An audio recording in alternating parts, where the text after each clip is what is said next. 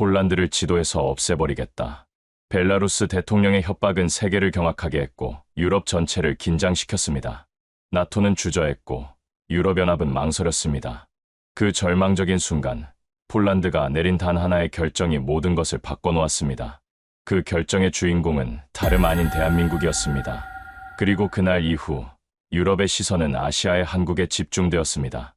그 충격적인 현장의 이야기 지금 시작합니다. 사연 시작 전 구독과 좋아요로 대한민국을 응원해주세요. 저는 에릭 슈라이더입니다. 독일 출신으로 유럽전략안보연구소에서 20년 넘게 군사 전력과 안보 위협을 분석해온 군사 전문가입니다. 나토의 동부 전선과 러시아 벨라루스 블록의 움직임을 지켜봐왔고 수많은 위기 상황을 목격해왔습니다. 하지만 그 봄날 제가 본 광경은 지금껏 어떤 분석보다도 저를 긴장하게 만들었습니다. 그날 벨라루스 대통령이 텔레비전에 나타났을 때 저는 베를린 사무실에서 실시간으로 지켜보고 있었습니다. 루카셴코의 첫 마디부터 심상치 않았습니다. 우리는 새로운 미사일을 생산하고 있다는 발언이 나왔을 때 저는 등골이 서늘해졌습니다. 이는 단순한 정치적 수사가 아니라 실제 위협이라는 것을 직감했기 때문입니다. 하지만 더 충격적인 것은 그 다음이었습니다. 그는 폴란드를 직접 겨냥하며 입에 담기 어려운 말을 내뱉었습니다. 폴란드가 계속 도발한다면 지도에서 사라질 수도 있다는 것이었습니다.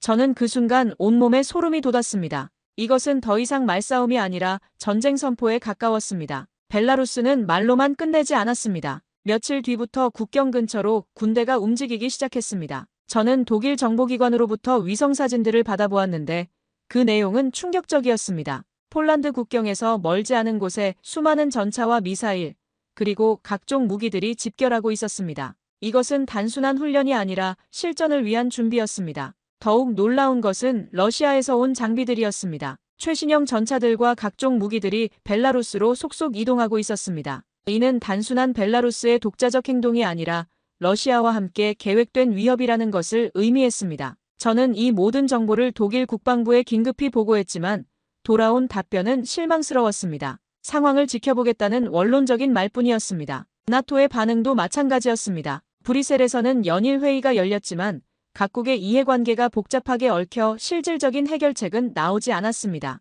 미국은 우크라이나 문제에 집중하느라 여력이 없었고 프랑스는 러시아와의 대화를 원했습니다. 독일은 에너지 문제 때문에 강경 대응을 주저했고 다른 나라들도 각자의 사정이 있었습니다. 그 사이 폴란드는 홀로 서 있었습니다. 바르샤바 정부는 연일 국제사회에 도움을 호소했지만 돌아오는 것은 우려한다는 말뿐이었습니다. 폴란드 국민들의 불안은 극에 달했습니다. 국경 지역 주민들은 짐을 싸기 시작했고 수도에서는 시위가 벌어졌습니다. 정부는 우리를 지킬 수 있느냐는 절규가 거리를 가득 메웠습니다. 저는 그 광경을 보며 가슴이 아팠습니다. 한 나라가 이렇게 외롭게 위기에 맞서야 한다니 과연 우리 유럽의 연대는 무엇인가 하는 생각이 들었습니다. 폴란드는 분명 우리의 동맹국이었는데 정작 위험한 순간에는 모두가 뒤로 물러서고 있었습니다. 이런 절망적인 상황에서 폴란드 정부가 움직이기 시작했습니다. 두다 대통령과 모라비에츠키 총리는 비밀회의를 거듭했고 전혀 새로운 방향을 모색하기로 결정했습니다. 전통적인 서방 동맹국들이 등을 돌린 상황에서 그들은 아예 다른 곳으로 눈을 돌린 것입니다. 그리고 놀랍게도 그 선택의 대상은 지구 반대편에 있는 대한민국이었습니다. 처음 그 소식을 들었을 때 저는 의아했습니다. 왜 하필 한국일까? 유럽에서 한국 무기라는 것은 그리 익숙한 이름이 아니었기 때문입니다. 물론 한국이 기술적으로 발전했다는 것은 알고 있었지만 유럽의 복잡한 군사 환경에 과연 적합할지는 의문이었습니다. 하지만 폴란드는 확신에 찬 모습으로 행동했습니다. 바르샤바에서 한국 방산업체들과의 긴급 협상이 시작되었고 놀랍도록 빠른 속도로 대규모 계약이 체결되었습니다. K2 전차, K9 자주포, 천무 다연장 로켓 등 한국의 주력 무기들이 폴란드로 향하게 된 것입니다. 계약서에 서명하는 폴란드 국방장관의 표정을 저는 지금도 생생히 기억합니다. 그의 얼굴에는 불안이 아닌 희망이 서려 있었습니다. 마치 이제 우리도 싸울 수 있다는 자신감 같은 것이 느껴졌습니다. 그리고 곧 한반도에서 만들어진 강철 무기들이 유럽 땅을 향해 움직이기 시작했습니다. 저는 그 순간을 지켜보며 복잡한 감정을 느꼈습니다. 과연 이 선택이 옳은 것일까? 한국 무기가 정말 폴란드를 지킬 수 있을까? 하지만 한편으로는 폴란드의 용기에 감탄하지 않을 수 없었습니다. 모든 이가 등을 돌린 상황에서도 포기하지 않고 새로운 길을 찾아 나서는 그들의 모습에서 진정한 용기를 보았기 때문입니다. 그리고 저는 예감했습니다. 이것이 단순한 무기 구매를 넘어선 훨씬 더 큰 변화의 시작이 될 것이라는 것을 말입니다. 폴란드와 한국 두 나라가 만들어갈 이야기가 과연 어떤 결말을 맞을지 저는 숨죽이며 지켜보기 시작했습니다. 그때까지만 해도 저는 몰랐습니다. 이 만남이 유럽 전체의 운명을 바꿀 역사적 순간의 시작이라는 것을 말입니다. 폴란드가 대한민국과의 대규모 무기 계약을 공식 발표했을 때 저는 솔직히 적잖이 당황했습니다. 제 주변의 유럽 군사 전문가들도 반응은 비슷했습니다. 한국? 왜 나토 체계에서 이탈하려는 거지? 라는 의문이 곳곳에서 쏟아졌습니다. 유럽 전장에서 한국산 무기라는 이름은 그다지 익숙하지 않았기 때문입니다. 제 스스로도 K2 전차에 대한 평가 보고서를 접한 적은 있지만 어디까지나 이론상의 자료일 뿐이었습니다. 실전에서 그것도 유럽 대륙의 혹독한 전장 환경에서 과연 통할 수 있을지에 대해서는 회의적일 수밖에 없었습니다. 그 회의로는 폴란드 현지 언론과 정치권에서도 그대로 이어졌습니다. 보수 성향의 가제타 폴스카는 한국 무기는 값싼 대체제일 뿐 진정한 방위력과는 거리가 멀다며 정부를 맹비난했습니다. 야당인 시민연합의 도널드 투스크 전 총리는 국회에서 대한민국은 나토 회원국도 아닌데 왜 검증되지 않은 무기체계를 도입하느냐며 강력히 반발했습니다. 심지어 국민들 사이에서도 우리가 왜 생소한 아시아 무기로 목숨을 맡겨야 하느냐는 불만이 거리 곳곳에서 터져나왔습니다. 바르샤바 시내에서는 K무기 반대 시위까지 벌어졌고 일부 극우 세력은 폴란드를 실험장으로 만들 것이냐며 격렬히 항의했습니다.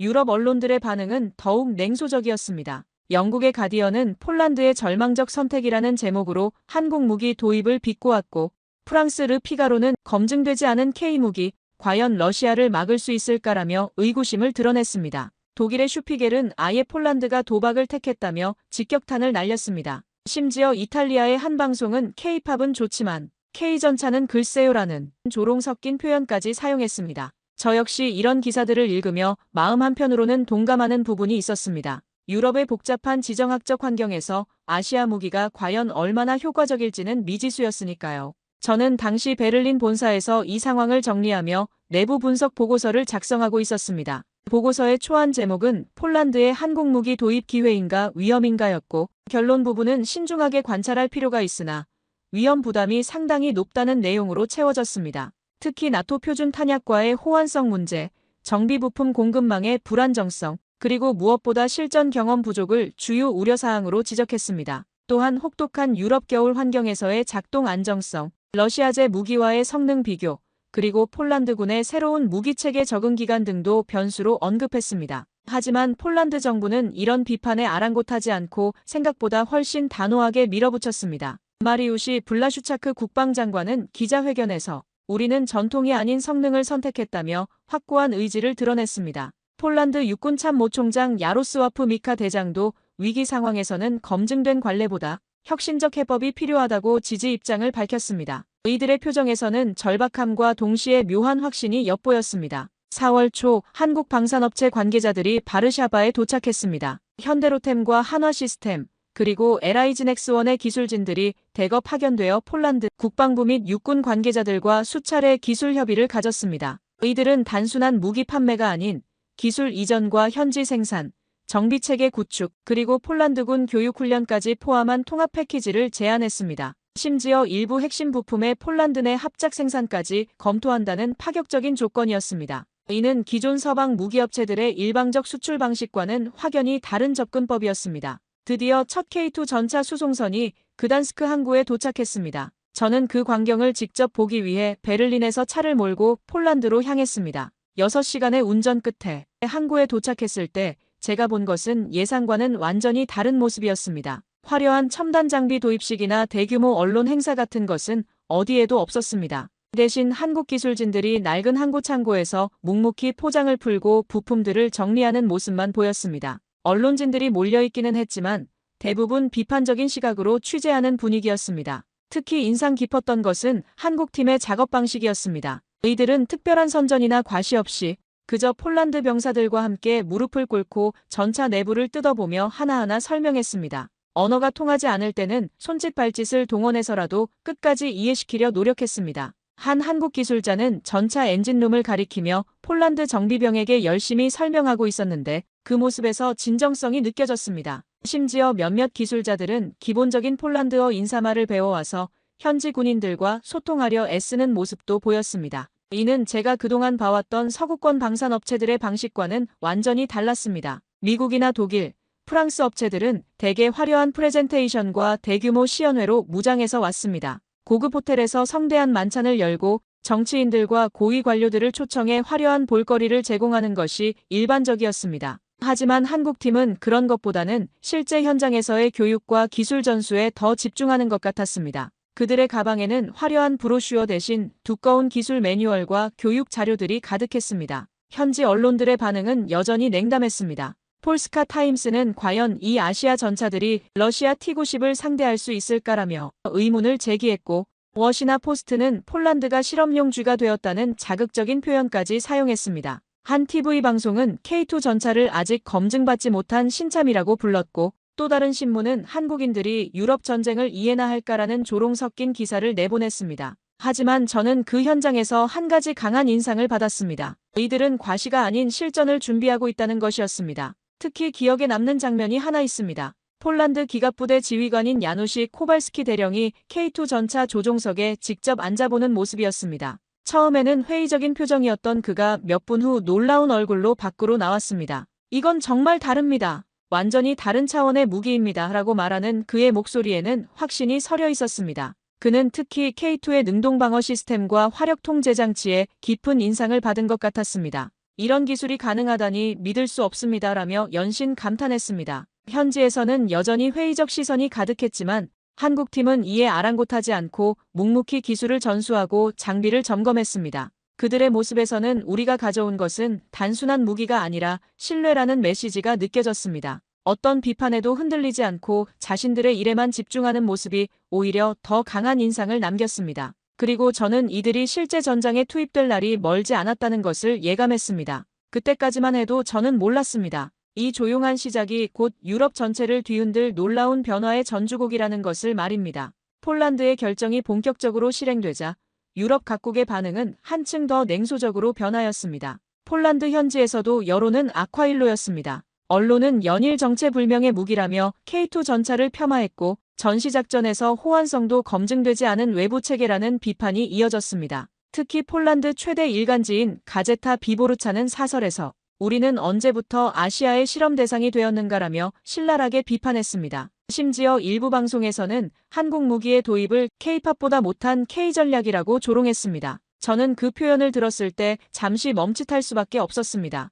그것은 단순한 무기 논쟁이 아니라 하나의 문화를 향한 비하였고, 동시에 동맹으로서의 신뢰마저 흔드는 발언이었기 때문입니다. 폴란드 국영방송 TVP에서는 한류는 좋지만 한국 무기는 아직 이르다는 논평을 내보냈고, 민영방송 TV에는 우리가 K-드라마를 보듯 전쟁도 판타지로 여기는 것인가라는 독설까지 퍼부었습니다. 폴란드 내부 정치권에서는 한국 무기 도입을 둘러싼 논쟁이 극도로 고조되었습니다. 야당인 시민연합과 폴란드 농민당은 연일 국정감사를 요구하며 K2 전차와 K9 자주포의 대규모 도입이 국가 재정에 과도한 부담을 줄 뿐만 아니라 국방 안보마저 위험에 빠뜨리고 있다며 계약 전면 재검토를 강력히 요구했습니다. 특히 현 집권당인 법과정의당이 전 정권 하에 체결한 방산 계약을 그대로 추진한 데 대해 정치적 책임론이 불거졌습니다. 국회에서는 연일 격론이 벌어졌습니다. 야당 의원들은 한국 무기는 나토 표준에 맞지 않아 긴급 상황에서 다른 동맹국과의 합동작전이 불가능하다고 주장했고,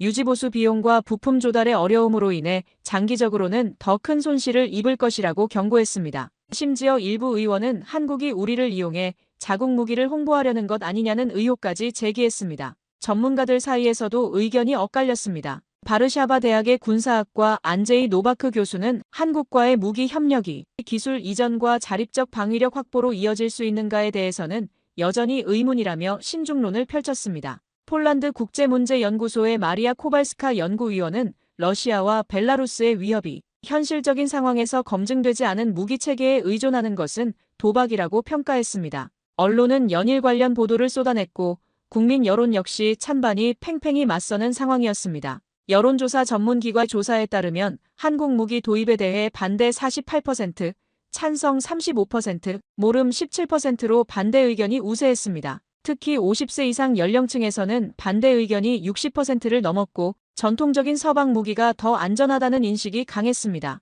저는 이처럼 복잡하게 얽힌 국면을 독일 프랑크푸르터 알게마인의 기고문에서 이렇게 정리했습니다. 폴란드는 단순히 무기를 구매한 것이 아니라 자주국방이라는 거대한 방향 전환을 시도하고 있다. 그 무게는 단순한 장비 교체 이상의 것이며 국가 정체성과 안보 철학의 근본적 변화를 의미한다. 하지만 그 누구보다도 고립된 존재는 폴란드에 파견된 한국 방산팀이었습니다. 저는 우연한 기회로 그들을 직접 만날 수 있었습니다. 바르샤바 근교 루블린 군기지 인근 훈련장에서 기술 검수 과정을 참관하던 중 조용히 한쪽 구석에서 야전 수첩을 펼치고 교육용 설명서를 손으로 일일이 번역하던 한국 기술자를 보았습니다. 그는 외부의 시선에는 아랑곳하지 않고 오직 자신의 임무에만 집중하고 있었습니다. 힘들지 않으세요? 제가 조심스럽게 물었을 때 그는 잠시 고개를 들더니 이렇게 말했습니다. 우리 무기가 여기서 버티면 그게 곧 증명 아닙니까? 말보다는 결과로 보여드리는 게 맞다고 생각합니다. 그의 목소리는 담담했지만 그 안에 담긴 의지는 확고했습니다. 저는 그 순간 그들이 단순한 판매자가 아니라는 것을 깨달았습니다. 그들은 자신들의 기술과 조국의 명예를 걸고 온 진정한 파트너였습니다. 하지만 그들의 진정성은 아직 유럽 사회에 제대로 전달되지 않았습니다. 유럽 주요 언론은 여전히 실전에서 검증되지 않았다는 프레임을 앞세워 한국 무기를 배척했고 나토 내부에서도 비표준 체계는 긴급작전의 걸림돌이 될 수 있다는 회의론이 지배적이었습니다. 독일의 비어트 데르 타게스차이퉁은 폴란드의 모험은 유럽 전체의 안보를 위험에 빠뜨릴 수 있다고 경고했고 영국 텔레그래프는 나토의 표준화 노력에 역행하는 선택이라고 비판했습니다. 프랑스와 독일, 체코, 이탈리아 등의 방산업체들은 이 틈을 타서 자국 무기 홍보에 열을 올렸습니다. 프랑스 탈레스 그룹은 검증된 K사, 자주포야말로 유럽 전장의 최적 해답이라는 광고를 대대적으로 내보냈고 독일 라인메탈은 레오파르트의 신뢰성은 수십 년간 증명되었다며 반격했습니다. 체코의 엑스칼리버 아미는 동유럽 지형에 최적화된 우리 무기 체계를 강조했고 이탈리아 레오나르도는 나토 완전 호환 시스템을 앞세워 공세를 펼쳤습니다. 폴란드 정부는 이런 압박 속에서 흔들리기 시작했습니다. 일부 국방부 관료들 사이에서는 정말 옳은 선택이었나라는 의문이 제기되었고 심지어 계약 조건 일부를 재협상하자는 목소리까지 나왔습니다. 마리우시 블라슈차크 국방장관은 기자회견에서 모든 옵션을 열어두고 최선의 방안을 모색하고 있다며 애매한 입장을 보였습니다. 저는 연구소 내부에서 열린 전략회의에서 이렇게 말했습니다. 지금은 수치와 이론이 무기를 증명하지 않습니다. 오직 실전만이 정답을 알려줄 것입니다. 우리는 인내심을 가지고 지켜봐야 합니다. 하지만 제 동료들 대부분은 여전히 회의적이었습니다.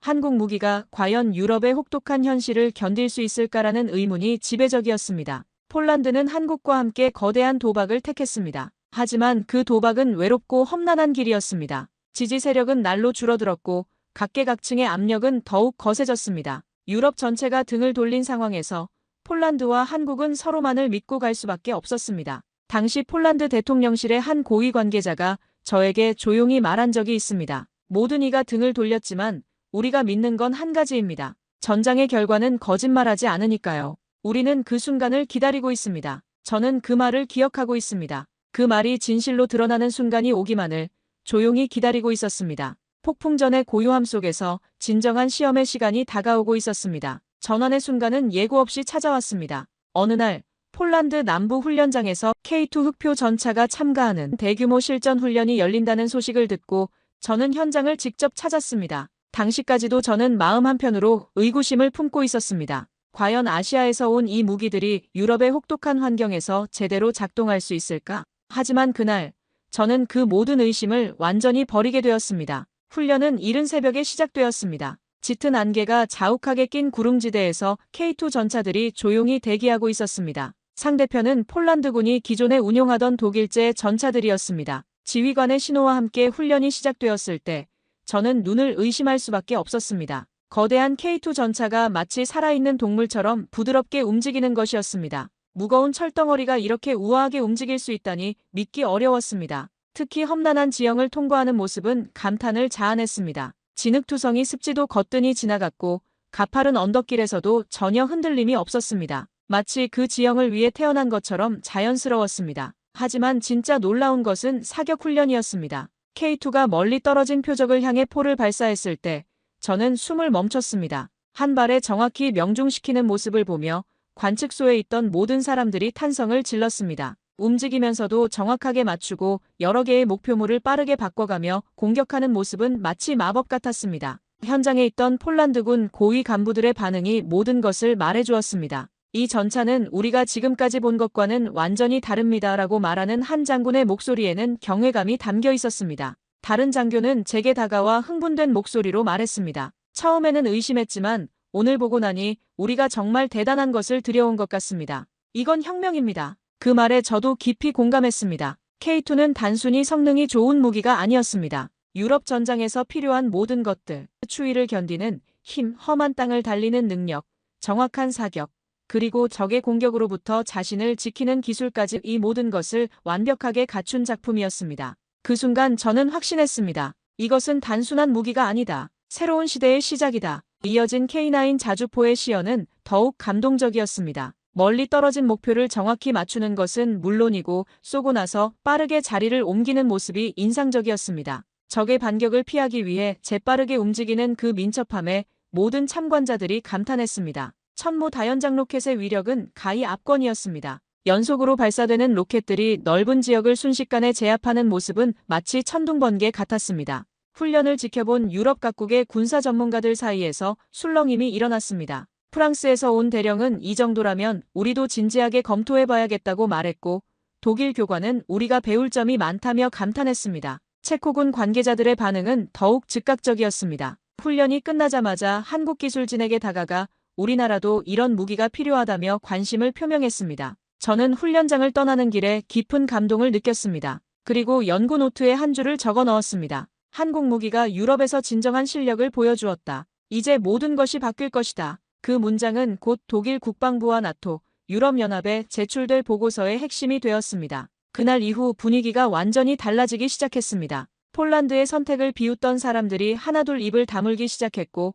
한국 무기에 대한 관심이 급격히 높아졌습니다. 처음에는 절망적 선택이라고 조롱하던 언론들도 이제는 선견지명이라고 평가하기 시작했습니다. 가장 기뻤던 것은 폴란드 병사들의 변화였습니다. 훈련에 참가했던 전차병들의 얼굴에는 자신감이 넘쳤습니다. 이제 정말 싸울 수 있을 것 같다며 웃는 그들의 모습에서 저는 진정한 희망을 보았습니다. 한 젊은 병사는 저에게 이렇게 말했습니다. 처음에는 이상한 무기라고 생각했는데 이제는 정말 자랑스럽습니다. 우리를 지켜줄 든든한 친구 같아요. 그 말을 들으며 저는 깨달았습니다. 무기란 단순한 기계가 아니라는 것을 말입니다. 그것은 사람들에게 용기를 주고 희망을 주며 평화롭게 살 수 있다는 믿음을 주는 것이라는 것을 깨달았습니다. 한국이 폴란드에 준 것은 철과 화약이 아니라 바로 그런 마음의 평안이었습니다. 역사의 전환점은 늘 조용히 그러나 강하게 시작된다고 합니다. 그날 폴란드 훈련장에서 벌어진 일이 바로 그런 순간이었습니다. 한국 무기가 보여준 놀라운 실력은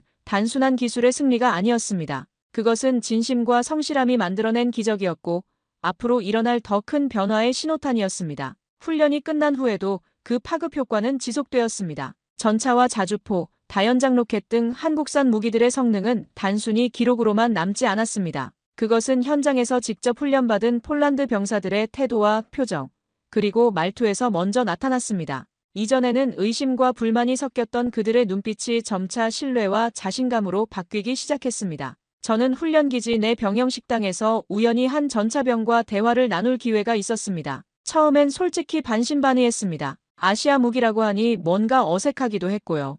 파벨 코발스키 상병이 조심스럽게 말문을 열었습니다. 하지만 지금은 완전히 생각이 바뀌었습니다. 이 무기 덕분에 우리가 살아남을 수 있다는 확신이 듭니다. K2 전차 안에 앉아있으면 정말 안전하다는 느낌이 들어요. 그의 동료인 야쿰 노바크 일병도 거들었습니다. K9 자주포 조작 교육을 받을 때 한국 기술자분이 직접 가르쳐 주셨는데 정말 세심하게 알려주시더라고요. 단순히 무기를 판 게 아니라 진심으로 우리를 도와주고 계신다는 걸 느꼈습니다. 이런 변화는 개별 병사들에게만 국한되지 않았습니다. 폴란드군의 전술 배치와 작전 개념에도 근본적인 변화가 일어나기 시작했습니다. 기존에는 독일제 레오파르트 전차와 자국산 기갑 장비들이 주력이었지만 이제는 K2 전차를 중심으로 한 새로운 기갑 전력 편성이 이루어졌습니다. 제11기갑 기병사단은 K2 전차 중대를 핵심 타격대로 재편성했고 K9 자주포는 4단 포병대의 주력 화력으로 배치되었습니다. 특히 눈길을 끈 것은 천무 다연장 로켓의 전략적 활용 계획이었습니다.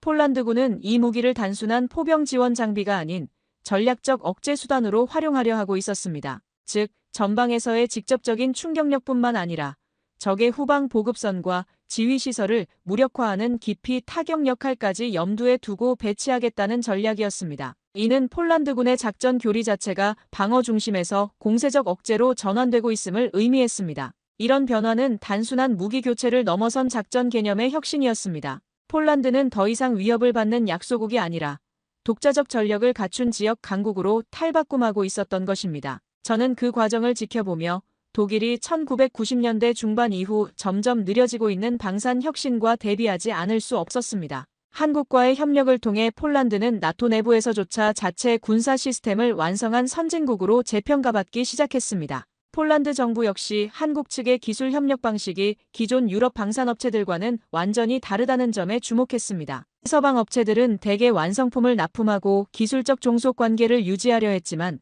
한국은 현지화와 기술 이전, 공동 유지 보수, 장비 개량까지 전 과정에 적극적으로 참여하며 폴란드의 자립적 전력 구축을 도왔습니다. 이는 폴란드가 오랫동안 갈망해온 진정한 독자 방위력 개념과 정확히 부합했습니다. 마리우시 블라슈차크 국방장관은 기자회견에서 이렇게 말했습니다. 한국과의 협력은 단순한 무기 구매가 아닙니다. 이는 폴란드가 진정한 군사 자립 국가로 거듭나는 역사적 계기입니다. 그 결과 무기 계약 재검토를 요구하던 정치 세력들의 입지는 빠르게 약화되었고 여론 역시 실력을 증명한 신뢰할 만한 동맹을 지지하는 쪽으로 기울기 시작했습니다. 이러한 변화를 가장 직접적으로 체감한 것은 현지 주민들이었습니다. K2 전차와 K9 자주포가 실전 훈련에 나설 때마다 그 일대 마을 주민들은 자발적으로 훈련장을 찾아와 관람하였습니다. 특히 러시아 국경과 가까운 동부 지역 주민들의 반응이 인상적이었습니다. 루블린 근교의 한 농부는 저에게 이렇게 말했습니다. 이제야 마음 놓고 잠들 수 있을 것 같습니다. 저 무기들이 우리를 지켜주고 있다는 생각이 드니까요. 한 초등학교에서는 아이들이 그린 K2 전차 그림을 학교 복도에 전시하기도 했고 지역 신문에서는 우리 마을의 수호신이라는 제목으로 한국 무기를 소개하는 특집 기사를 내보냈습니다. 심지어 일부 지역에서는 가족들을 데리고 와서 이제 안심이 된다며 기지 외곽에서 응원 문구를 들고 서 있는 주민들도 있었습니다. 저는 이런 광경을 보며 무기라는 것이 단순한 철덩어리가 아니라 때로는 사람들에게 평화를 지킬 수 있다는 희망을 줄 수 있다는 사실을 새삼 깨달았습니다. 그 무렵 유럽 내 군사 전문 블로그와 분석 사이트들에도 눈에 띄는 변화가 감지되었습니다. 영국의 군사 전문지 제인스 디펜스 위클리는 K2 유럽 전장에 최적화된 차세대 주력 전차라는 특집을 게재했고 프랑스의 방위 전략 정보는 한국산 무기의 실전 능력, 이제는 무시할 수 없다는 분석 기사를 내보냈습니다. 독일의 온라인 군사정보 사이트 하르트풍크트에서는 폴란드의 K무기 도입, 유럽 방산 지형도를 바꾸다라는 제목의 심층 보고서가 게재되었습니다. 물론 여전히 회의적인 시선도 존재했습니다. 일부 프랑스와 독일 언론은 아직 실전에서 검증되지 않았다는 신중론을 유지했고 이탈리아와 스페인의 방산업체들은 유럽 표준과의 차이점을 지적하며 견제했습니다. 하지만 점차 눈으로 직접 본 자들의 평가가 이론만 내세우던 자들의 주장을 압도하기 시작했습니다. 한국과 폴란드는 이 과정에서 더욱 강하게 결속되었습니다. 폴란드 제11기갑 기병사단의 일부 부대원들은 한국 기술진을 전우라고 부르기 시작했고 훈련장에는 K동맹이라는 별칭이 생겨났습니다. 한국 기술자들도 폴란드 군인들과 함께 식사하고 함께 땀 흘리며 일하는 것을 당연하게 여겼습니다. 언어는 달랐지만 서로를 향한 신뢰와 존중은 그 어떤 말보다 강력했습니다. 저는 그 현장을 지켜보며 하나의 진리를 깨달았습니다. 진정한 동맹은 계약서에 쓰는 것이 아니라 현장에서 함께 땀 흘리며 만들어가는 것이다. 한국 방산팀의 성실함과 폴란드군의 신뢰가 바로 그것을 증명하고 있었습니다. 정치적 계산이나 경제적 이익을 넘어선 진정한 파트너십이 그곳에 있었습니다. 며칠 뒤 폴란드 국회는 한국 무기 계약 유지 및 확대안을 압도적 찬성으로 통과시켰습니다. 찬성 387표, 반대 43표, 기권 21표라는 압도적 결과였습니다. 심지어 기존 반대파였던 일부 야당 의원들도 찬성표를 던졌습니다. 저는 독일 프랑크푸르터 알게마이네에 보낸 기고문에서 이렇게 썼습니다. 정치적 파도는 언제든 일어날 수 있다. 그러나 진정한 기술력과 성실한 파트너십은 그 모든 파도를 이겨내는 방파제가 된다. 이 순간 한 나라의 운명을 바꾼 것은 철이 아니라 사람이었습니다. 그리고 그 사람들은 조용히, 꾸준히 신뢰를 쌓아가며 불가능을 가능으로 만든 한국의 기술자들이었습니다. 희망의 씨앗이 싹트기 시작했고 곧 그것은 전 유럽을 놀라게 할 거대한 나무로 자라날 예정이었습니다. 긍정적인 변화가 이어지던 어느 날, 저는 다시금 불길한 조짐을 감지하게 되었습니다. 이번에는 전혀 예상치 못한 곳에서 공격이 날아왔습니다. 세계적인 금융기관들이 갑자기 폴란드를 겨냥한 경고를 발표하기 시작한 것입니다. 폴란드가 무기에 너무 많은 돈을 쓰고 있다. 경제가 위험하다는 소식들이 연일 쏟아졌습니다. 저는 그 순간 깨달았습니다. 이것은 단순한 경제 문제가 아니라 새로운 형태의 공격이라는 것을 말입니다. 국제시장의 반응은 즉각적이었습니다. 폴란드 돈의 가치가 떨어지기 시작했고 주식시장도 흔들렸습니다. 특히 방산 관련 회사들의 주가가 크게 빠졌습니다. 외국 투자자들이 돈을 빼기 시작했고 폴란드 경제 전반에 먹구름이 드리워졌습니다. 마치 보이지 않는 손이 폴란드를 흔들고 있는 것 같았습니다. 정치권의 반응은 더욱 격렬했습니다. 야당은 기다렸다는 듯이 정부를 맹공하기 시작했습니다. 한국 무기가 우리 경제를 망치고 있다는 주장이 연일 터져나왔습니다. 국회에서는 격론이 벌어졌고 일부 의원들은 우리가 한국의 실험용 쥐가 된 것 아니냐며 강하게 비판했습니다. 심지어 한국이 우리를 이용해서 자기네 무기를 홍보하는 것 아니냐는 의혹까지 제기되었습니다. 언론의 논조도 다시 부정적으로 돌아섰습니다. 한국 무기, 우리 경제에 독이 되나라는 자극적인 제목의 기사들이 쏟아졌습니다.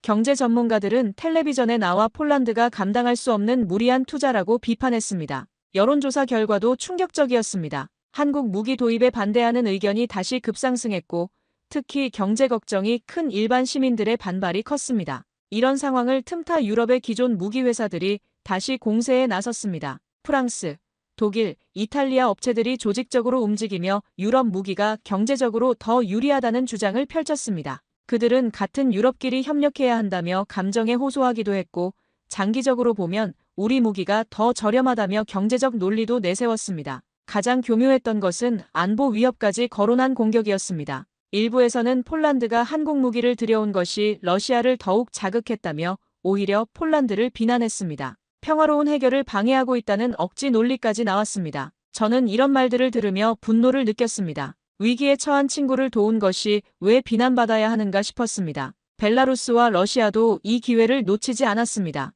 루카셴코는 다시 도발적인 발언을 쏟아냈습니다. 폴란드가 외국 무기에 의존하며 무모한 도박을 하고 있다며 조롱했습니다. 러시아군도 국경 근처에서 다시 위협적인 훈련을 시작했습니다. 이는 너희가 아무리 좋은 무기를 가져와도 소용없다는 메시지였습니다. 폴란드는 다시 사면초가에 빠졌습니다. 안으로는 경제 걱정과 정치적 압박이 거세졌고 밖으로는 군사적 위협이 계속되었습니다. 한국 무기의 우수한 성능이 증명되었음에도 불구하고 이번에는 완전히 다른 각도에서 공격받고 있었습니다. 심지어 처음에는 한국 무기를 지지했던 일부 사람들조차 과연 이 길이 맞나라는 의문을 품기 시작했습니다. 폴란드 정부는 심각한 고민에 빠졌습니다. 대통령은 연일 긴급회의를 소집했고 총리도 당정 협의를 거듭했습니다. 하지만 명확한 해답은 쉽게 나오지 않았습니다. 경제적 압박과 정치적 부담이 날로 커지고 있었기 때문입니다. 저는 이 상황을 지켜보며 안타까운 마음을 감출 수 없었습니다. 독일 언론에 기고한 글에서 저는 이렇게 썼습니다.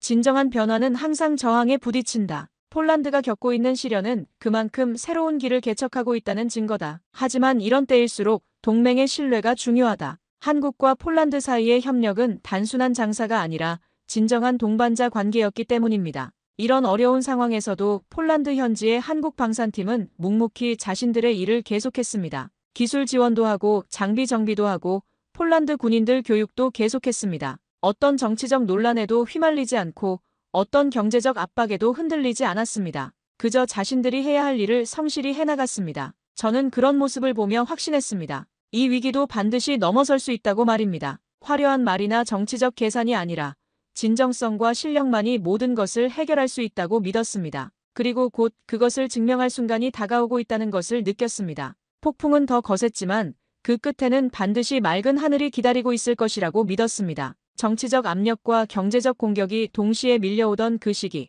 저는 다시 한번 폴란드 남동부 레셰시우프 인근에 위치한 제21포드 할레 기갑기지로 향했습니다. 이번 방문의 목적은 최근 격화된 논란 속에서도 기술 지원이 제대로 이뤄지고 있는지 점검하고 도입된 K2 전차와 K9 자주포의 실제 운용 상황을 분석하기 위함이었습니다. 하지만 제가 그곳에서 목격한 것은 단순한 장비 운용의 문제를 넘어선 국가 간 진정한 동지애의 현장이었습니다. 기지에 도착하자마자 가장 먼저 눈에 들어온 것은 한국 방산팀의 기술자들과 폴란드 병사들이 나란히 앉아 전차 궤도를 분해하며 정비 매뉴얼을 함께 검토하고 있는 모습이었습니다. 기온이 영하 15도까지 떨어진 혹독한 추위 속에서도 둘은 두꺼운 작업복을 입고 마치 오래된 전우처럼 자연스럽게 움직이고 있었습니다. 언어도 다르고 문화도 달랐지만 이제는 손짓과 눈빛만으로도 서로의 의도를 파악하고 협력하는 수준에 이르렀습니다. 특히 인상 깊었던 것은 한국 기술자가 K9 자주포 내부의 복잡한 오작동 원인을 직접 손으로 설명하며 폴란드 정비병에게 시연하는 모습이었습니다. 그는 엔진실 깊숙한 곳에 있는 미세한 부품까지 하나하나 가리키며 설명했고 폴란드 하사관인 마렉 코즈와프스키는 그것을 두꺼운 노트에 꼼꼼히 받아 적으며 고개를 끄덕였습니다. 이런 디테일까지 가르쳐 주시다니 정말 고맙습니다 라고 말하는 코즈와프스키의 목소리에는 진심 어린 감사가 담겨 있었습니다. 더욱 놀라운 것은 한국팀이 현지 적응을 위해 기울인 노력이었습니다. 기술자들 대부분이 기본적인 폴란드어 회화를 익혔을 뿐만 아니라 폴란드의 군사 문화와 관습까지 이해하려 애쓰고 있었습니다. 심지어 폴란드 군인들의 생일이나 기념일을 챙겨주는 세심함까지 보였습니다. 한국 팀장 김대중 부장은 우리는 단순히 무기를 팔러 온 게 아닙니다. 폴란드의 안보를 함께 책임지는 동반자가 되고 싶습니다 라고 말했습니다.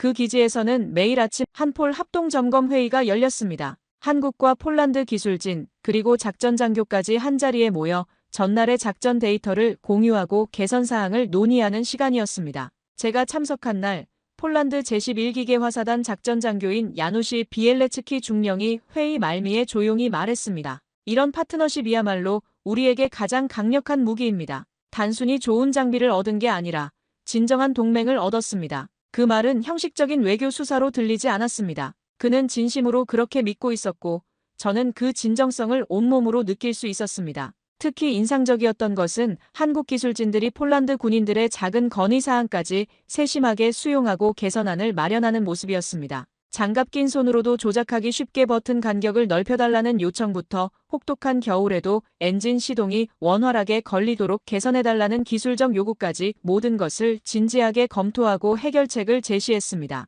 폴란드 정부도 한국 측의 이런 협력 방식이 기존 유럽 방산업체들과는 차원이 다르다는 점에 주목하기 시작했습니다. 서방 업체들은 대개 일방적인 기술 제공에 그쳤지만 한국은 현지화, 교육, 공동 유지 보수, 장비 개량, 심지어 폴란드 방산업체와의 협력까지 전 과정에 적극 참여했습니다. 이는 폴란드가 오랫동안 갈망해온 진정한 독자 방위력 개념과 정확히 맞아떨어지는 접근법이었습니다. 마리우시 블라슈차크 국방장관은 기자회견에서 이렇게 말했습니다. 한국과의 협력을 통해 우리는 비로소 무기를 수입하는 나라에서 방산 기술을 보유한 나라로 발전하고 있습니다. 이는 단순한 계약 이행을 넘어선 진정한 기술 파트너십입니다. 그 결과 무기 계약 재검토를 요구하던 정치 세력들의 입지는 빠르게 약해졌고 경제적 우려를 제기하던 여론도 점차 장기적 이익을 인정하는 쪽으로 변화하기 시작했습니다. 한국과 폴란드는 이 위기를 계기로 더욱 강하게 결속되었습니다. 제21포드 할레 기갑기지의 병사들은 한국 기술진을 형님이라 부르기 시작했고 한국 팀원들도 폴란드 군인들을 브라더라고 불렀습니다. 훈련장에는 자연스럽게 한폴 브라더후드라는 별칭이 붙었고 양국 군인들이 함께 찍은 사진들이 기지 곳곳에 걸렸습니다. 심지어 일부 한국 기술자들은 폴란드 전통 요리를 배워서 현지 군인들과 함께 식사를 준비하기도 했습니다. 저는 그 현장을 지켜보며 하나의 깊은 깨달음을 얻었습니다. 진정한 동맹은 종이 위의 조약이 아니라 현장에서 함께 흘린 땀과 나눈 신뢰로 만들어진다. 한국 방산팀의 성실함과 폴란드군의 열린 마음이 바로 그것을 증명하고 있었습니다. 정치적 계산이나 경제적 손익을 뛰어넘는 인간 대 인간의 진심 어린 협력이 그곳에서 꽃피고 있었습니다. 더욱 놀라운 것은 이런 변화가 폴란드 사회 전반으로 확산되기 시작했다는 점이었습니다. 처음에는 회의적이었던 지역 주민들이 점차 한국팀을 따뜻하게 받아들이기 시작했습니다. 기지 근처 레스토랑에서는 한국 기술자들을 위한 특별 메뉴를 만들어 주었고 지역 신문에서는 우리 마을의 한국 친구들이라는 제목으로 훈훈한 교류 소식을 전했습니다. 레셰시우프 시장인 에바 리바르스카는 저와의 인터뷰에서 이렇게 말했습니다. 처음에는 외국인들이 와서 시끄럽게 할까봐 걱정했는데 오히려 우리 지역 경제에도 도움이 되고 있습니다. 무엇보다 한국 분들이 정말 예의 바르고 친근해서 이제는 우리 가족 같은 느낌입니다. 며칠 뒤 폴란드 국회에서는 그동안 논란이 되었던 한국 무기 계약 유지 및 확대안이 마침내 표결에 붙여졌습니다. 결과는 압도적이었습니다. 심지어 기존 반대파의 핵심이었던 시민연합의 일부 의원들조차 찬성표를 던졌습니다. 투표 후 한 야당 의원은 현장을 직접 보니 생각이 바뀌었다며 이런 진정성 있는 협력이라면 지지할 수밖에 없다고 말했습니다. 저는 독일 슈피겔에 보낸 특별기고문에서 이렇게 썼습니다. 정치적 파도와 경제적 압박은 언제든 일어날 수 있다. 그러나 진정한 기술력과 변함없는 성실함은 그 모든 시련을 견디는 견고한 방파제가 된다. 폴란드와 한국이 보여준 것은 단순한 무기 거래가 아니라 21세기형 동맹의 새로운 모델이다. 이 순간 한 나라의 운명을 바꾼 것은 첨단 기술이 아니라 따뜻한 인간애였습니다. 그리고 그 중심에는 조용히, 꾸준히, 진심으로 신뢰를 쌓아온 한국의 기술자들이 있었습니다. 그들은 말보다 행동으로, 약속보다 실천으로 진정한 동맹의 의미를 보여주었습니다. 이제 희망의 새싹이 확실한 믿음의 나무로 자라났고 곧 그것은 전 세계를 놀라게 할 거대한 숲을 이룰 예정이었습니다. 폴란드 국회의 압도적 승인이 있은 지 2달 후 유럽 역사상 가장 큰 규모의 나토 연합훈련이 동유럽 전 지역에서 실시되었습니다. 28개국이 참가하는 사상 최대 규모의 실전 시뮬레이션이었습니다. 저는 독일 전략 분석단 자격으로 현장을 직접 관찰하며 폴란드군의 K2 전차와 K9 자주포, 천무 다연장 로켓이 나토 최고 수준의 무기들과 어깨를 나란히 하는 모습을 확인할 수 있었습니다. 그리고 그 결과는 제가 지난 20년간 목격한 그 어떤 변화보다도 감동적이었습니다. 훈련은 혹독한 겨울 추위 속에서 진행되었습니다. 영하의 날씨와 야간 작전, 그리고 고강도 전투 상황까지 현대전의 모든 시련이 총동원되었습니다. 참가한 무기들은 미국, 독일, 영국, 프랑스 등 서방 최정예 장비들이었습니다. 이런 쟁쟁한 경쟁자들 사이에서 한국 무기가 과연 어떤 모습을 보일지 전 세계가 지켜보고 있었습니다. 첫 번째 시험에서부터 놀라운 일이 벌어졌습니다. 극한 추위 속에서도 K2 전차는 한 번의 고장 없이 완벽하게 임무를 수행했습니다. 오히려 일부 서방 전차들이 추위로 인한 문제를 겪는 동안 K2는 묵묵히 자신의 역할을 해냈습니다. 폴란드 전차병들의 얼굴에는 자신감이 넘쳤고 그들의 눈빛에서는 자랑스러움이 느껴졌습니다. 이제야 진짜 군인이 된 기분입니다. 파벨 코발스키 상병이 저에게 조용히 말했습니다. 이 전차 안에 있으면 두렵지 않아요. 우리를 믿고 기다리는 가족들에게 반드시 돌아갈 수 있다는 확신이 듭니다. 그의 동료들도 고개를 끄덕였습니다. 그들의 표정에서는 단순한 무기에 대한 만족이 아닌 조국을 지킬 수 있다는 든든함이 느껴졌습니다. 사격 훈련에서 K2의 진가가 더욱 드러났습니다. 멀리 떨어진 목표물을 정확히 명중시키는 모습은 가히 예술적이었습니다. 관측소에 있던 각국군 관계자들이 연신 감탄사를 내뱉었고 심지어 처음에는 회의적이었던 독일군 교관까지 믿을 수 없다며 고개를 저었습니다. K9 자주포의 장거리 정밀 타격은 더욱 압권이었습니다. 수십 킬로미터 떨어진 목표를 정확히 타격하는 모습에 모든 참관자들이 숨을 죽였습니다. 천무 다연장 로켓의 위력은 가히 충격적이었습니다. 연속으로 발사되는 로켓들이 하늘을 가르며 목표 지역을 완전히 제압하는 모습은 마치 천둥번개 같았습니다. 그 순간 저는 깨달았습니다. 이것은 단순한 무기 시연이 아니라 한국 기술력의 완전한 승리 선언이었다는 것을 말입니다.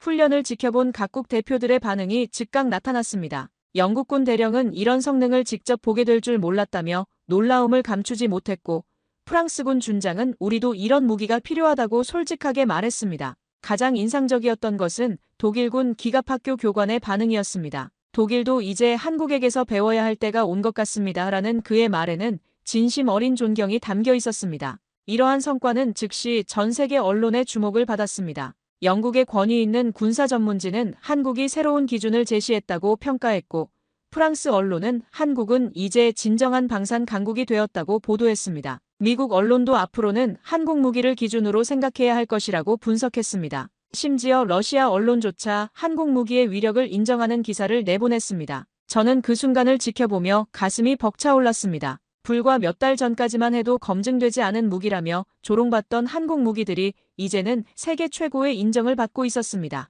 이는 단순한 기술의 승리가 아니었습니다. 그것은 진정성과 성실함이 만들어낸 기적이었습니다. 폴란드 내부의 변화는 더욱 극적이었습니다. 초기에 한국 무기 도입을 강력히 반대했던 정치인들조차 이제는 역사적 결정이었다며 찬사를 보냈습니다.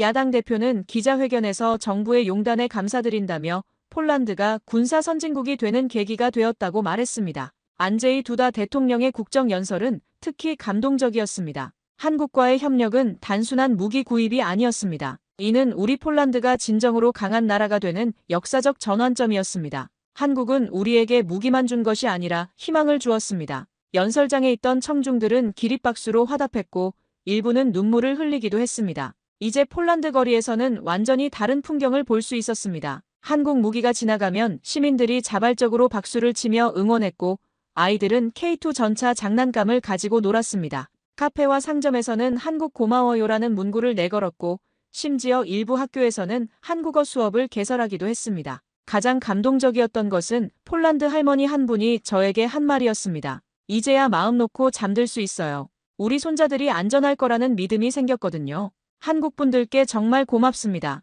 그분의 주름진 손이 제 손을 잡았을 때 저는 가슴이 뭉클해졌습니다. 다른 유럽 국가들의 반응도 뜨거웠습니다. 체코와 슬로바키아가 한국 무기 도입을 검토한다고 발표했고 핀란드와 노르웨이도 관심을 표명했습니다. 심지어 독일 내에서도 우리도 한국 기술을 배워야 한다는 목소리가 나오기 시작했습니다. 루마니아와 발트 3국도 한국과의 협력을 원한다고 밝혔습니다. 나토 사무총장의 발언은 역사적이었습니다. 한국의 기술은 이제 서방 방위력의 핵심이 되었습니다. 우리는 한국과의 협력을 더욱 강화해 나갈 것입니다. 이는 아시아 국가인 한국이 서방 군사동맹의 핵심 파트너로 완전히 인정받았음을 의미하는 선언이었습니다. 미국도 한국의 성과에 주목했습니다. 국방장관은 한국의 혁신이 자유세계 전체를 더 안전하게 만들었다며 미한 협력을 더욱 심화하겠다고 말했습니다. 일부에서는 미군도 한국 무기 도입을 고려하고 있다는 소식이 들려왔습니다. 저는 이 모든 변화를 지켜보며 깊은 감동을 느꼈습니다. 한국이 보여준 것은 단순한 기술력이 아니었습니다.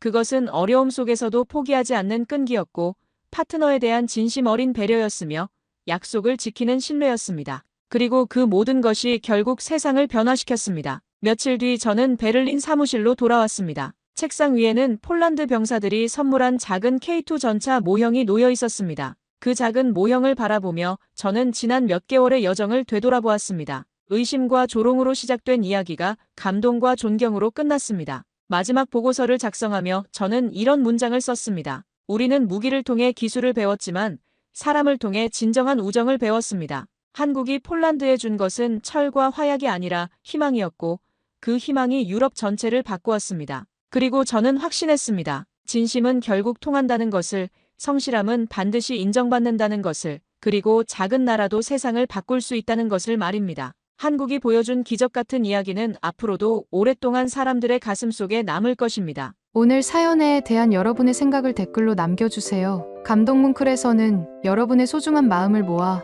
사연 주인공들에게 전해드리고 있습니다. 여러분 주변에 감동적이거나 재미있는 실제 사연들을 제보받고 있으니 언제든 저희 공식 메일로 제보해주세요. 오늘 들려드린 사연에 공감하셨다면 구독과 좋아요 눌러주시고 주변 분들과도 공유해주세요. 여러분의 작은 관심과 응원이 더욱 좋은 콘텐츠를 만드는 데 큰 힘이 됩니다. 오늘도 여러분의 하루의 작은 즐거움이라도 되었기를 바라며 지금까지 감동뭉클이었습니다. 끝까지 시청해주셔서 감사합니다. 다음에 더 감동적인 사연으로 찾아뵙겠습니다.